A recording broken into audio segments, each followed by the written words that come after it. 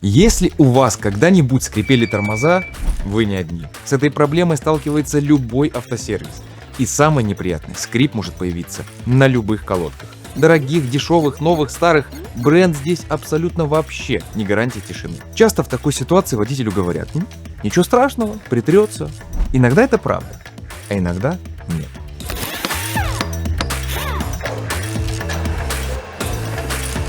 Привет, меня зовут Стас, и вы на канале Оскар.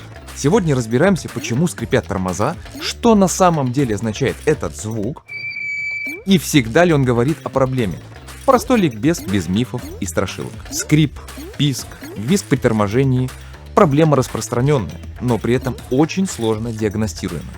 И вот почему. Первый важный момент. Когда клиент говорит «у меня скрипят тормоза», и когда механик говорит «скрип», это часто два разных звука. Для кого-то это тихий писк, для кого-то вибрация в педали, для кого-то визг на весь двор.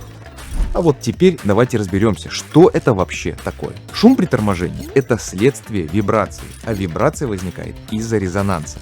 Если совсем упростить, аналогия такая. Тормозная колодка – это как микрофон, коэффициент трения – это как усилитель, тормозной диск – как динамик, а антискрипная пластина – как демпфер. Совпали частоты – появился звук. Поэтому один и тот же комплект тормозов у одного водителя может быть абсолютно тихим, а у другого постоянно скрипеть. И еще важный момент. Источник скрипа не всегда колодка. Очень часто шум появляется из-за закисших направляющих суппорта, неправильной или отсутствующей смазки, перекоса колодки, ступеньки износа на тормозном диске или даже из-за элементов подвески, которые вообще не имеют отношения к колодкам. Иногда делают так: меняют колодки и скрип пропадает. Но это не всегда значит, что проблема решена. Просто у новой колодки другая частота колебаний. Резонанс исчез, а первопричина осталась. Более того, можно поставить более мягкие колодки. Скрип уйдет, но тормозной путь станет длиннее, ресурс колодок уменьшится, тишина есть, эффективность пострадала. Теперь, что реально помогает бороться со скрипом? Первое. Правильная установка. Колодка должна свободно ходить в суппорте, без заеданий и перекосов. Второе. Противоскрипные пластины. Если они предусмотрены конструкцией, их обязательно нужно ставить обратно. Третье. Чистота.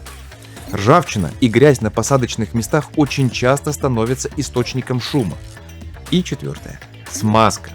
И вот здесь самая частая ошибка. Использовать одну смазку на все подряд. Для нормальной работы тормозов нужны как минимум два типа смазки. Одна для направляющих и поршней суппорта, а вторая антискрипная для обратной стороны колодок и скоб. В большинстве случаев, если все идеально сделано, скрип уходит. И напоследок, важный момент. По стандарту ECE R90 тормозные колодки не тестируются на шум. То есть формально скрип не считается браком, если тормоза работают эффективно и безопасно. Но для водителя это все равно раздражающий фактор. Поэтому скрип — это не приговор, а повод проверить обслуживание тормозной системы, а не просто поменять колодки наугад. Подписывайтесь на канал Оскар, здесь про автомобили говорят понятно, по делу и без лишних мифов.